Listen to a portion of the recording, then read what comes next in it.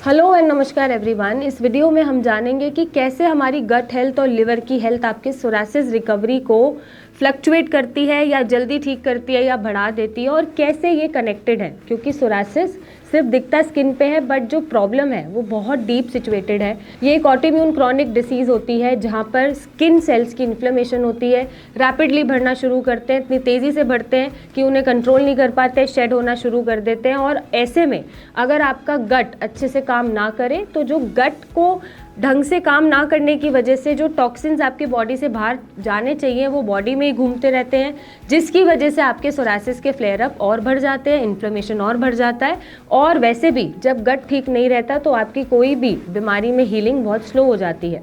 अब अगर मैं बात करूं लिवर की, तो लिवर एक हमारा मेन सेंटर है डिटॉक्सिफिकेशन का, जहाँ पे सारा जो हमारा फूड आइटम है वो कन्वर्टेड होगा ऐसे सिंपलर सब्सटेंसेस में जो अपनी बॉडी को रिक्वायरमेंट है, फिल्टर करेगा टॉक्सिन्स को और बॉडी में एब्जॉर्ब कराएगा। अब जब लिवर ही ढंग से काम ना कर रहा हो तो आपके टॉक्सिन्स ब्लड में घूमना शुरू कर देते हैं, जिसकी वजह से ब्लड में जब टॉक्सिन ज़्यादा हो जाते हैं तो बॉडी में इन्फ्लेमेटरी रिएक्शंस बढ़ जाते हैं और आपका सोरासिस बढ़ा हुआ नज़र आता है या उसकी रिकवरी स्लो हो जाती है।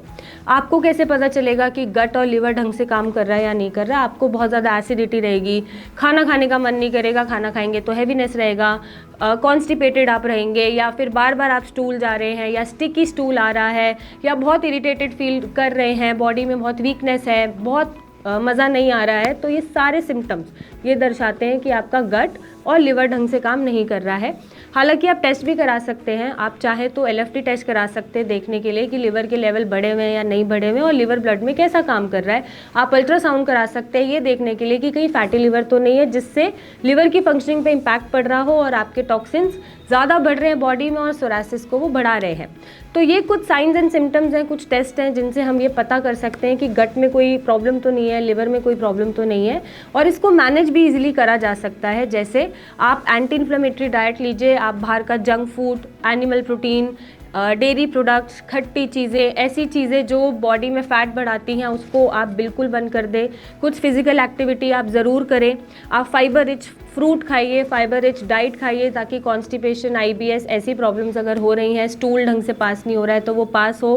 प्रॉपरली आप सोइए और स्ट्रेस बिल्कुल मत लीजिए। तो ये सारा मैनेजमेंट करके ही सोरासिस से आप फ्री हो सकते हैं। दवाइयाँ सिर्फ आपकी प्रोसेस को स्लो कर सकती हैं, प्रोग्रेशन को रोक सकती हैं या उस प्रोग्रेसिव स्टेट को कम कर सकती हैं, बट अगर आप अंदर से अपनी बॉडी को हील नहीं करेंगे, अपनी आदतों को ठीक नहीं करेंगे तो सोरासिस से फ्री नहीं हो पाएंगे। और अगर नहीं हो पा रहे हैं तो आप नीचे दिए गए नंबर पे हमारी टीम से बात करें, हमसे मिलने आएँ और अपने सोरासिस को ख़त्म करें। Thank you and take care.